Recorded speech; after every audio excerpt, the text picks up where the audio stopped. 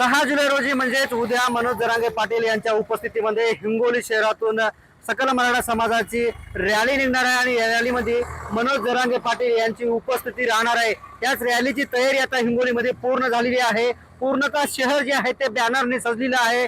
मनोज जरांगे पाटील यांचे भल्ले मोठाले कटावे जे आहेत ते हिंगोली जिल्ह्याच्या हिंगोली शहरातल्या चौकामध्ये लागलेले आहेत। त्यावर लिहिलं आहे की मनोजदादा जरांगे पाटील यांच्या उपस्थितीमध्ये ओबीसी मराठा आरक्षण जनजागृती शांतता रॅली असं जे आहे ते प्रत्येक पोस्टरवरती लिहिलेलं आहे। आणि हे पोस्टर जे आहेत ते शहरातील प्रत्येक चौकामध्ये प्रत्येक रस्त्यावरती ज्या मार्गाने ही रॅली जाणार आहे त्या मार्गावरती भोंगे असतील, पोस्टर असतील, त्याचबरोबर भगवे झेंडे असतील।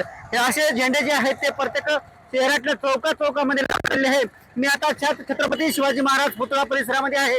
या पुतळा परिसरामध्ये मोठ्या प्रमाणात बॅनरबाजी झालेली आहे। उद्या साधारणतः 11 वाजता या शांतता रॅलीला सुरुवात होईल। मनोज जरांगे पाटील यांचं 11 वाजता आगमन होईल आणि त्यानंतर रॅली जी आहे ते हिंगोली शहरातून निघेल। जवळपास लाखो मराठा बांधव या रॅलीमध्ये सहभागी होणार असल्याचं सकल मराठा समाज हिंगोलीच्या वतीने सांगण्यात आलेलं आहे। कॅमेरामॅन ज्ञानेश्वर वानखेडे सह मी रमेश चेंडके, TV9 मराठी, हिंगोली।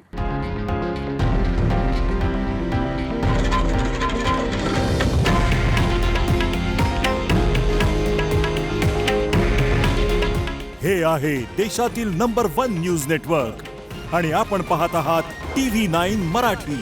काळजी तुमची, हित महाराष्ट्राचं।